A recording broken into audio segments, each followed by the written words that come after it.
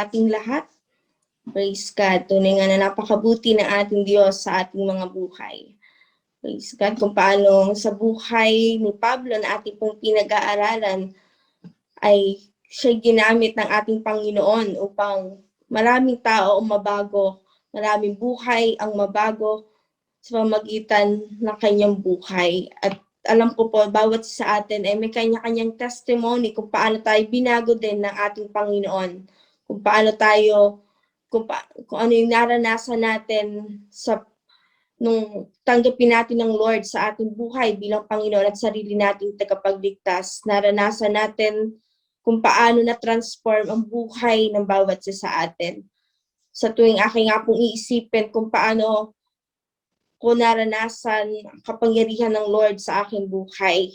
Lagi kong na iisip na anong itetestify ko, anong testimony ang sasabihin ko sa mga tao na aking babahaginan. Ay ako isang batang church, laking church, ang aking pamilya ay kinalakihan ko na nakakilala sa ating Panginoon. Dito ko lagi iniisip, anong ibabahagi kong testimony na kung saan ako'y binago ng ating Panginoon. At ito nga po yung naalala ko. June 16, 2011, doon naranasan ko kung paano ako binago ng ating Panginoon.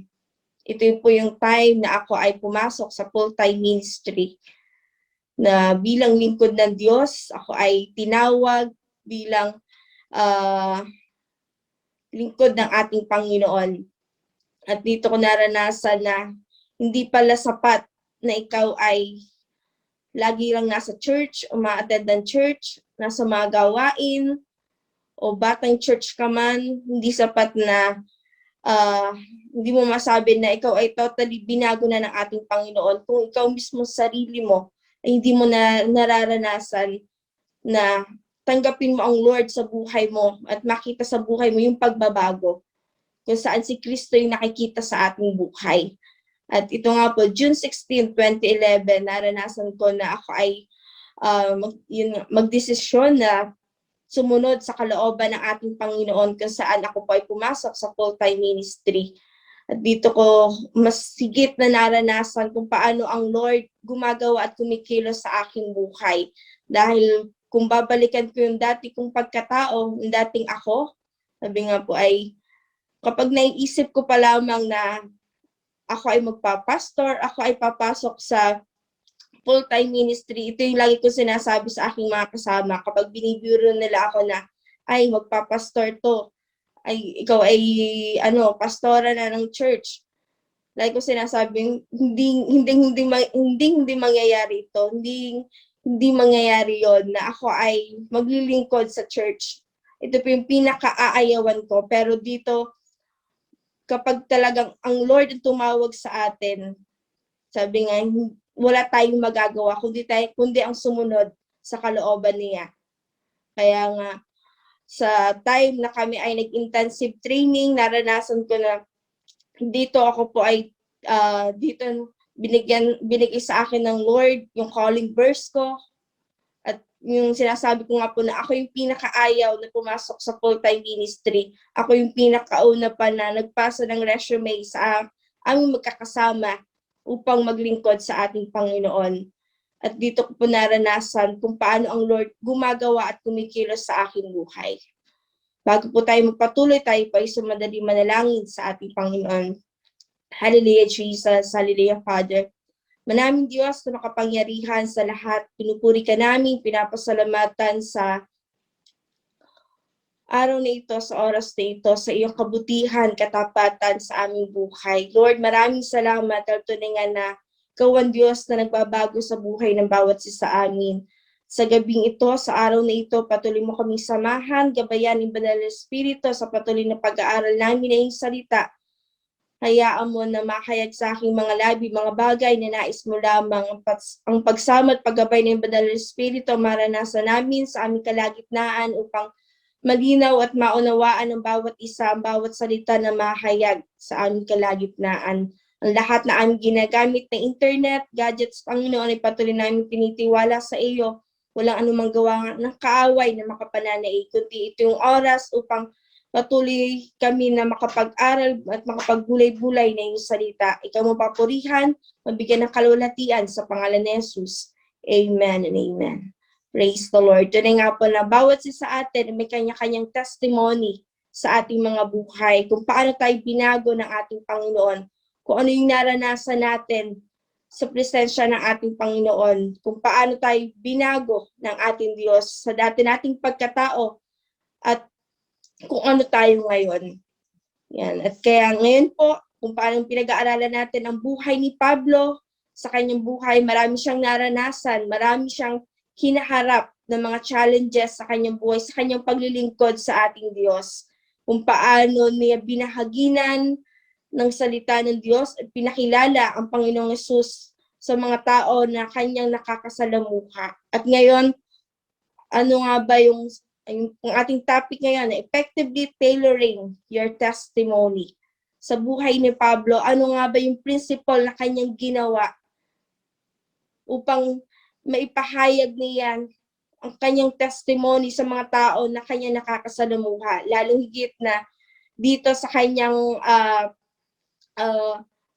buhay, hindi lang mga normal na tao yung kanyang nakausap at nakasalamuha, kundi mga tao na matataas sa katungkulan.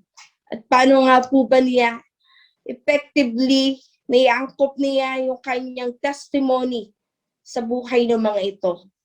Yan. Samahan niyo po ako sa Acts chapter 26. Yan. Sabi nga po, verse 1, pagkatapos sinabi ni Agripa kay Pablo, sige, pinapahintulutan ka magsalita para may pagtanggol mo ang iyong sarili. Kaya sumenya si Pablo na magsasalita na siya. Sinabi niya, Haring Agripa, mapalad po ako dahil binigyan ninyo ako ng pagkakataong tumayo sa inyong harapan para may pagtanggol ang aking sarili sa lahat na akusasyon ng mga Hudyo laban sa akin. Lalo na't alam na alam ninyo ang lahat ng kaugalian at pinagtatalunan ng mga Hudyo. Kaya hinihiling ko na kung maaari ay pakinggan nyo ang sasabihin ko. Yan. Dito po makikita natin kung paano si Pablo ay sa time na nakaharap na niya si Haring Agripa, kung saan ito'y isang kaibigan ni Festus, kung saan dito makikita po natin na sa mga nakaraang chapter ng ating pag-aaral, si Festus ay siya yung nasa katungkulan kung saan siya'y ginamit upang hatulan si Pablo dahil sa kanyang dahil ang mga Hudyo siya ay inaakusahan na nagtuturo ng mga kautusan na labag sa kanilang pananampalataya. Pero dito dahil sa kanyang dahil sa pagkasalita ni Pablo nung kausap na niya si Festus, nakita ni Festus na wala namang masama sa kanyang ginagawa at wala siyang maaaring iakusa sa buhay ni Pablo sa kanyang binabahagi. Dahil doon nakita niya na siya'y nagulumihanan, hindi niya alam kung ano kanyang gagawin dahil dito nung time na ito sa buhay ni Pablo dahil nakita niya na walang pwedeng krimen na ihain sa kanya dahil nakita niya nung narinig niya ang testimony ni Pablo sa kanyang ang bawat sinabi ni Pablo, doon nakita natin na nakita ni Festus na walang krimen na maaaring iakusa sa kanya dahil ang kanyang malinaw na pinakita ni Pablo na sa kanyang mga sinabi na wala siyang ginagawang masama, kundi ipinapakilala niya kung sino si Kristo at kung ano ang mangyayari at magaganap. At doon dahil nga po si Pablo ay humingi ng pagkakataon na makaharap ang emperador. Pero dahil sa kautusan ng mga Romano, hindi ka pwedeng humarap sa emperador, yung mga bilanggo, kung ikaw ay walang written charges na ihaharap sa emperador. At dahil dito, wala nga pong magawa si Festus, kaya ang ginawa niya, nung dumating ang kanyang kaibigan na dumalaw sa kanya na si Haring Agripa, dito nakita natin na dito humingi siya ng binahagi niya kay Haring Agripa yung kanyang nararanasan, na yung dilema na kanyang nararanasan, na hindi niya alam kung anong gagawin dahil sinasabi ng mga Hudyo na si Pablo ay kailangang akusahan, siya ikulong, at nais pang ipapatay. Pero dito makikita natin na sa buhay ni Pablo kung paano siya naging tapat sa harapan ng ating Diyos, hindi siya pinabayaan ng ating Panginoon. At dito, ano nga ba yung principle na ginawa ni Pablo, kung paano niya sabi nga, effectively he tailored his testimony sa mga tao na kanyang nakasalamuha. At dahil dito nga sa buhay ni Haring Agripa, siya ay isang eksperto sa usaping Hudyo. Kaya, di ba, sa verse, sabi nga doon ay, lalo na't alam na alam ninyo ang lahat ng kaugalian at mga pinagtatalunan ng mga Hudyo. Kaya hinihiling ko na kung ano, na kung maaari ay pakinggan nyo ang sasabihin ko.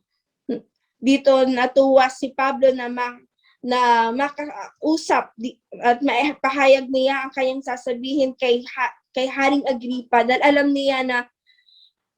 niya yung kautusan na kanyang ginagawa, na malinaw at nauunawaan ni Haring Agripa yung kanyang pananampalataya, na yung kanyang pinaglalaban, na sabi nga doon na ang Panginoong Hesus, yung pagkabuhay ng ating Panginoong Hesus, dahil ito ay nasulat sa kasulatan kung saan sinabi sa aklat ng Daniel chapter 12 verse 2, na sabi doon, bubuhayin ang marami sa mga namatay na. Ang iba sa kanila ay tatanggap ng buhay na walang hanggan, pero ang iba ay isusumpa at ilalagay sa kahiyang walang hanggan. At ito nga po ay isa sa mga pag-asa ng mga Jewish, ng mga Hudyo. Ito yung kanilang paniniwala na muling mabubuhay ang mga patay. Pero nung narinig nila yung sinasabi ni Pablo na ang Panginoong Hesus, yung Hesus na kaniyang binabanggit ay muling mabubuhay, ito yung naging argumento ng mga tao, ng mga Hudyo, na nagtuturo si Pablo na hindi naaayon sa salita ng Diyos, na hindi naaayon sa kautusan. Pero dito nga po, ano yung unang ginawang principle ni Pablo para effectively maiangkop niya yung kanyang testimony, yung kanyang buhay, yung kanyang naranasan nung nakilala niya ang ating Panginoon. Dahil dito nga po, ipinakita ni Pablo yung dati niyang pagkatao. Sinabi niya sa harapan ni Haring Agripa, sa harapan ng mga Hudyo na umaakusa sa kanya, na kung sino siya bago pa ang panahon ito, na yung time na yon na pinapakilala niya si Kristo, ang Panginoong Hesus. Doon pinakita niya, sinabi niya sa harapan ng mga tao, sa harapan ni Haring Agripa, na siya mismo ay isa sa mga umuusig sa mga Kristiyano, sa mga mananampalataya. At doon nakita natin na kung paano iniangkop niya yung kanyang sarili, yung kanyang buhay, kung paano, sabi nga doon ay nakuha niya ang loob na sa kanyang pagbabahagi ng kanyang testimony, hindi lang niya basta niya ito ibinahagi, kundi hinanap niya yung kung saan aangkop sa mga tao na kanyang kinakausap. Dahil yung time na yon, ang kausap niya ay si Haring Agripa, kung saan si Haring Agripa ay nagmula sa isang pamilya na pumapatay din sa mga Kristiyano. At dito sa buhay nga ni Pablo, ito yung isa sa kanyang naging karanasan nung siya ay mula pagkabata, siya ay na-train sa kautusan ng mga Hudyo, kung saan namumuhay siya sa kautusan at siya ay napagkatiwalaan, na binigyan ng kapangyarihan ng mga Pariseo, ng mga pari, na kung saan siya yung humuhuli sa mga Kristiyano, sa mga mananampalataya at kinukulong. Binigyan siya ng kapangyarihan na kaladkarin ang mga mananampalataya. Kaya doon pinakita niya, sinabi niya sa harapan ni Haring Agripa kung ano yung kanyang buhay, yung kanyang pamumuhay bago pa niya nakilala ang Panginoong Hesus. Yung time na yan na kung saan siya na yung ginagamit upang ipakilala si Kristo, na siya na yung nagsasabi na ang Panginoong Hesus ay muling mabubuhay. At dito nga po nakita natin na sa buhay ni Pablo, hindi lang niya basta kinakaladkad, kundi na andun pumupunta siya sa mga sinagoga kung saan may mga mananampalataya. Pinupunta niya yung mga Kristiyano at doon pinaparusahan, doon ginagawa niya ng, sabi nga, kinukulong ang mga mananampalataya. Ganon ang buhay ni Pablo nung di pa niya nakikilala ang ating Panginoong Hesus. Kaya yung una, dahil alam niya na si Haring Agripa ay nagmula sa isang pamilya na pumapatay din ng mga Kristiyano, ng mga mananampalataya. At doon tayo niya na binahagi kung ano yung buhay niya bago pa niya nakilala ang ating Panginoon. Doon hindi lang niya basta kinuha, hindi lang niya basta binahagi yung kanyang testimony, kundi dito una sinabi niya ano ba siya nung dati niyang pagkatao, yung dati niyang buhay, bago pa mabago ang buhay niya. At yung pangalawang, yung principle na pangalawang kanyang ginawa, he adapt his testimony. Doon, sinabi niya kung paano siya binago ng ating Panginoon. Tayo po lahat ay may kanya-kanyang testimony ng ating buhay, kung paano tayo binago ng ating Panginoon. Kung ano tayo, kung gaano tayo kasama, kung ano yung mga bagay na ginagawa natin na hindi maganda, mga bagay na namumuhay tayo sa sanlibutan, namumuhay tayo sa pagkakasala. Pero dahil binago tayo ng ating Panginoon, doon, ito yung mga testimony natin kung paano tayo nagkaroon ng bagong buhay dahil kay Kristo, dahil sa ating Panginoong Hesus. At dito nga, sinabi ni Pablo sa kung paano siya binago ng ating Panginoon. In chapter 26, verse 12, iyan ang dahilan kung bakit ako pumunta sa Damascus na may dalang sulat mula sa mga namamahalang pari. Ang sulat na iyon ang nagbigay sa akin ng kapangyarihan at pahintulot sa gagawin ko roon. Sabi, tanghaling tapat po noon, Haring Agripa, at habang naglalakbay ako, biglang kumislap sa paligid namin ng mga kasama ko ang nakakasilaw na liwanag mula sa langit, na mas nakakasilaw pa kaysa araw. Napasubsob kami lahat sa lupa at may narinig akong tinig na nagsasalita sa akin sa wikang Hebreyo. Saulo, Saulo, bakit mo ako inuusig? Pinaparusahan mo lang ang iyong sarili para kang sumisipa sa matulis na kahoy. Dito sa buhay ni Pablo, sinabi niya kung paano siya binago ng ating Panginoon dahil nung una, siya yung ginagamit upang parusahan, upang ikulong ang mga mananampalataya. Pero nung na-encounter niya ang Lord, na-encounter niya ang Diyos, at tinanong siya na, Saulo, Saulo, bakit mo ako inuusig? Sabi doon, pinaparusahan mo lang ang iyong sarili. Dito pinakita niya, sinabi niya kana Haring Agripa kung paano siya binago ng ating Panginoon, kung ano yung naranasan niya. Dahil nung una siya yung umuusig sa mga mananampalataya, pero dahil nga siya tinawag ng ating Panginoon, wala siyang nagawa, kundi ang sumunod sa kalooban ng ating Diyos. At dito, di ba sabi nga doon, siya ay parang sumisipa sa matulis na kahoy.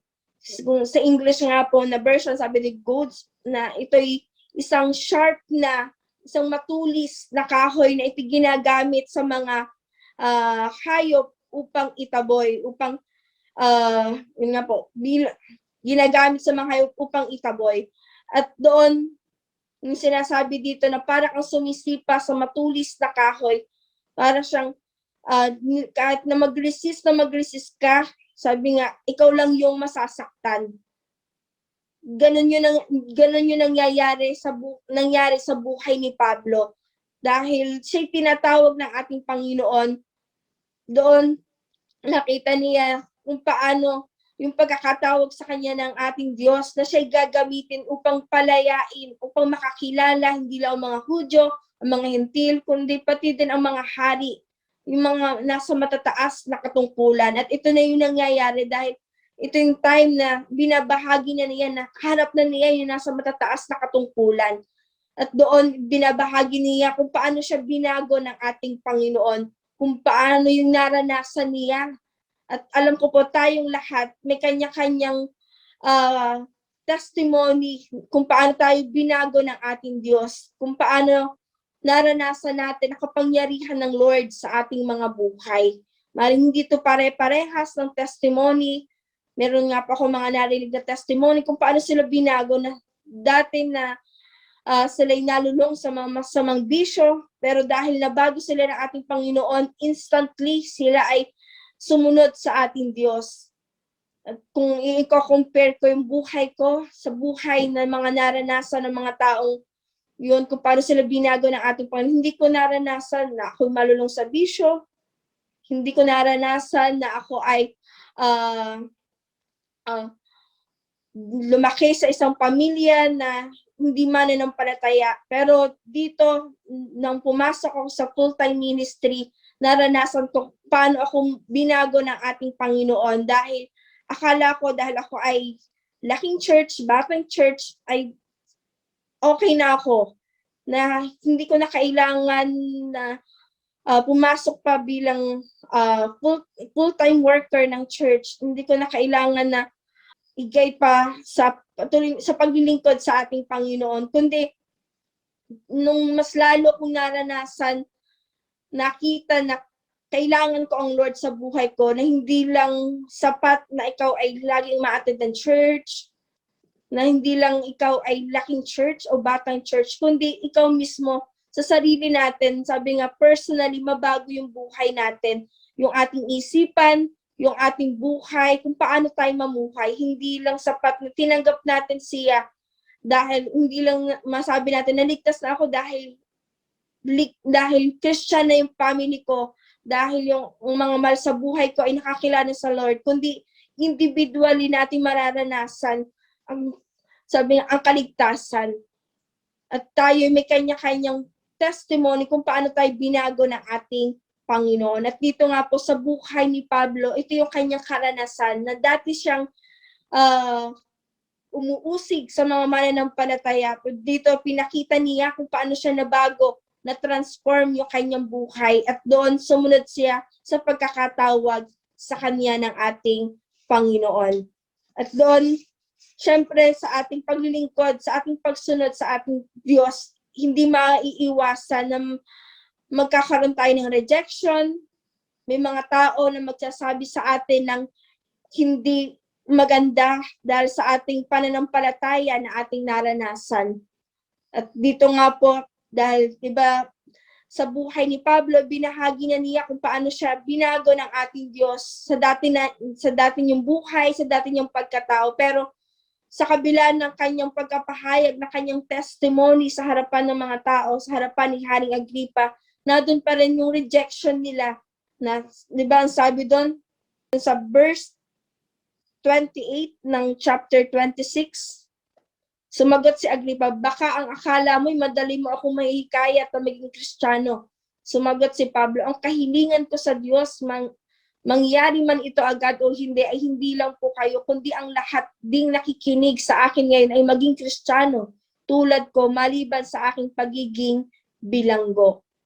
Yan, nakita po natin dito kung paano nag-reject si Haring Agripa, na ako, diba sabi doon, baka akala mo madali mo ako mahihikayat na maging Kristiyano.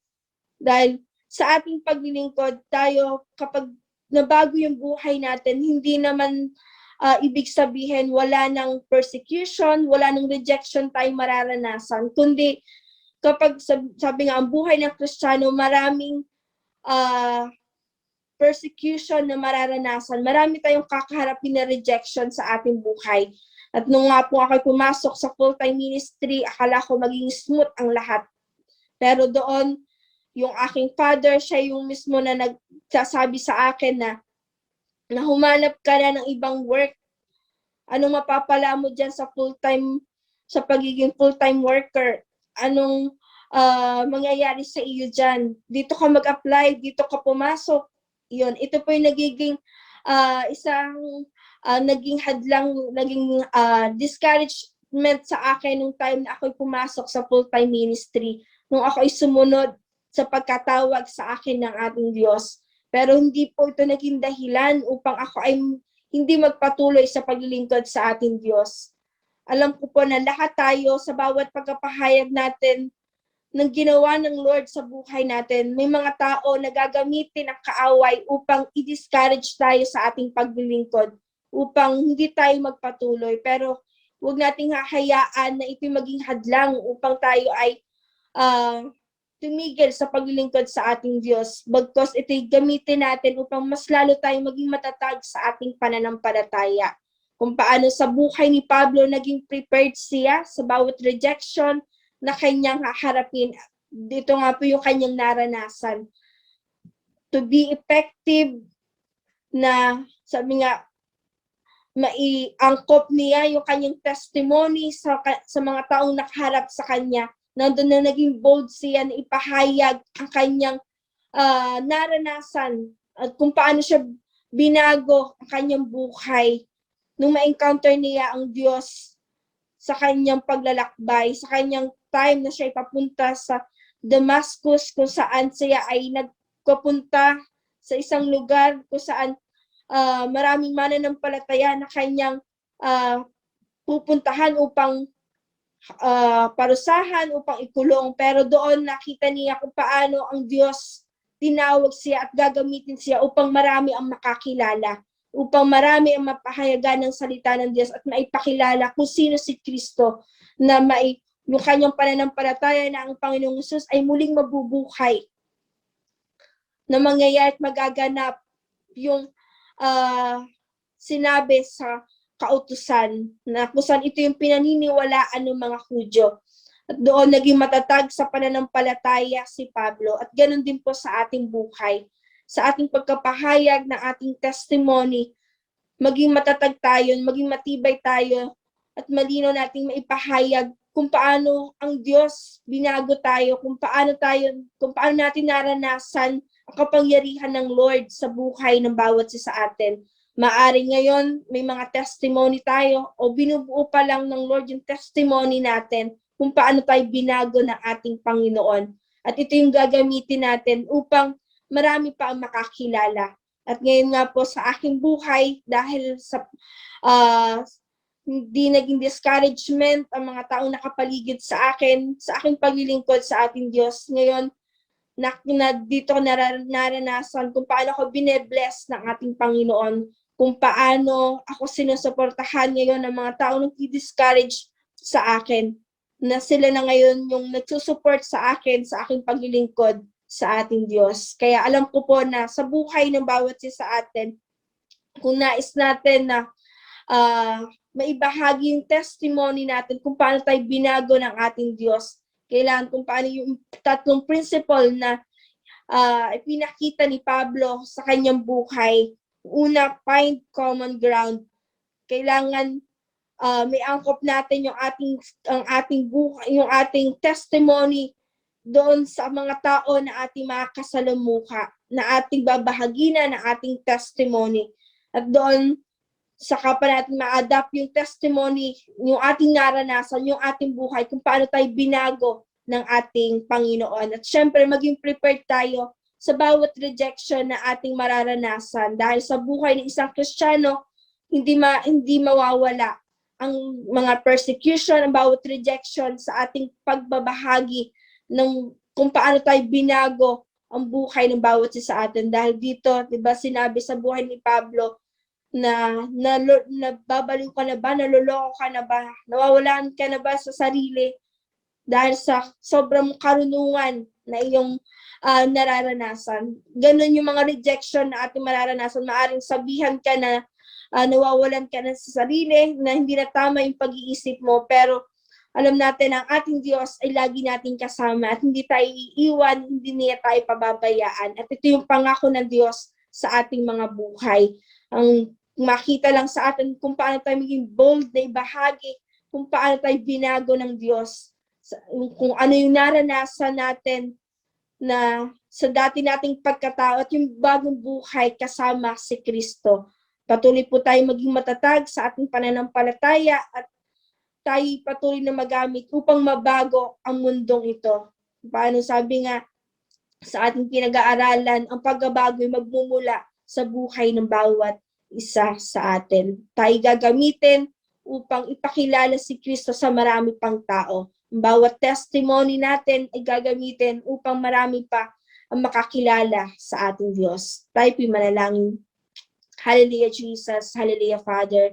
Manaming Diyos na makapangyarihan sa lahat. Pinupuri ka namin, pinapasalamatan sa oras na ito, sa pagkakataong ito na binigay mo sa amin upang malaya kami makapag-aral ng iyong salita. Maraming salamat sa buhay ni Pablo kung saan siya ay naging mabuting halimbawa sa buhay ng bawat isa sa amin na bilang mga mananampalataya kami, Panginoon, sa aming pagbabahagi ng aming mga testimony. Hayaan mo, Panginoon, na maging matatag kami, maging bold kami na ipahayag kung paano mo kami binago ang aming buhay sa dati naming pagkatao. Dumaan man kami sa mga persecution o may mga rejection man kami kaharapin, ikaw, Panginoon, ang maging kalakasan at katatagan ng bawat isa sa amin. Hayaan mo na ang iyong salita ang maging gabay namin dito sa mundong ito. Mamuhay kami na ayon sa iyong kalooban. Mamuhay kami na ayon sa iyong salita. Lord, maraming salamat. Tunay nga ang lahat ng kapurihan at pagsambay na harapat sa iyong dakilang pangalan, sa pangalan ni Jesus.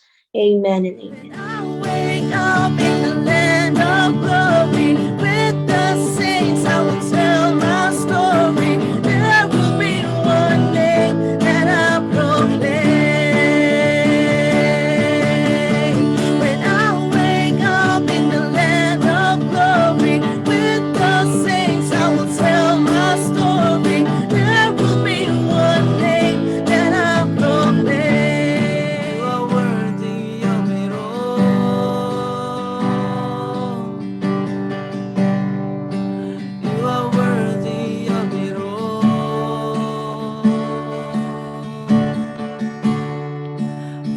From you are